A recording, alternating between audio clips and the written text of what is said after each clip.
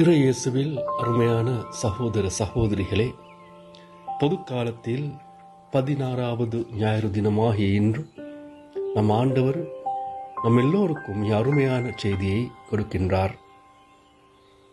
பாருங்கள், இன்றைய நற்செய்தியில் இயேசு மக்களை பார்த்து கோபப்படவில்லை, எரிச்சல் அடையவில்லை, எனக்கு ஓய்வு கூட நேரம் கொடுக்க மாட்டார்களா என்று ஆதங்கப்படவில்லை.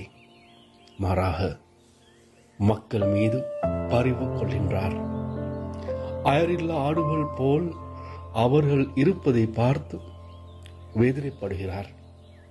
அவர்களுக்கு உதவ தனது ஓய்வை தியாகம் செய்கின்றார்.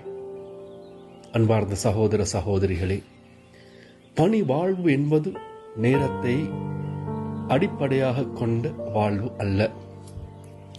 எல்லா நேரமும் மக்களுக்காக பணியாற்ற தயாராக இருக்கக்கூடிய வாழ்வு. ஓய்வு நிச்சயம் நன்றாக பணி செய்ய தேவை. ஆனால் மக்களின் தேவைகள்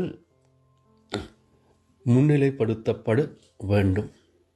மக்களுக்காகத்தான் நமது பணி வாழ்வு என்பதை நாம் உறுதி செய்து கொள்ள வேண்டும். அதுதான் உண்மையான இறை அழைத்தல் வாழ்வு.